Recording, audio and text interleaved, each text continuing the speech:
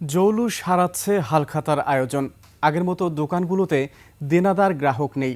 প্রযুক্তির ছোঁয়ায় হারিয়ে যাচ্ছে বাঙালির শত বছরের ঐতিহ্য। যে কয়েকজন আয়োজন করেছেন তাও স্বল্প পরিসরে। শাঁখারী বাজার, তাঁতীবাজার ঘুরে হালখাতার খবর জানাচ্ছেন আরেফিন শাওন। বাঙালির শত বছরের ঐতিহ্য সংস্কৃতি হালখাতা নববর্ষের সাথে ওতপ্রোতভাবে জড়িয়ে আছে এটি। নতুন বছরকে বরণ করে নেওয়ার সাথে সাথে খোলা হয় নতুন খাতাও। পুরাতন জরাজীর্ণতার সাথে দেনা পাওনা ছেটে শুরু হয় নতুন লেনদেনের সম্পর্ক। নতুন বছরের আয়োজনের সাথে এই উৎসবের আয়োজনও খুব ঘটা করে করা হয়। মিষ্টি দিয়ে পাওনাদারকে বরণ করে নেওয়া এই উৎসবের একটি অংশ।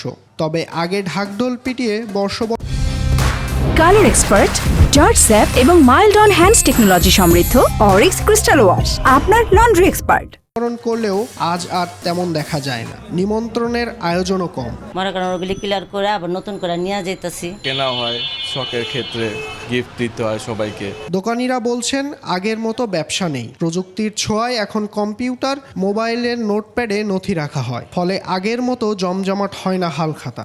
এখনকার ধরনটা সম্পূর্ণ চেঞ্জ হয়ে গেছে। এখন পয়লা বৈশাখ বলতে যেটা বোঝায় মানুষের রাস্তাঘাটে আনন্দ করে এইসব, কিন্তু আগের ধারাটা এখন আর নেই। আগের চেয়ে এখন বলতে গেলে বর্তমানে ব্যবসা খুবই খারাপ।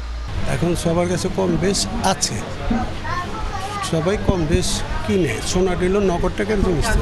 হালখাতার রেওয়াজ কমলেও পুরান ঢাকার তাঁতীবাজার মোড়ে এখনও লাল কাপড়ে বাধাই করা বাকির খাতাগুলো বিক্রি হয়। অন্য সময়ের তুলনায় হালখাতার সময় চাহিদা বাড়ে লাল টালি খাতার। অনেক ব্যবসায়ী সংগ্রহ করে রাখেন নতুন খাতার।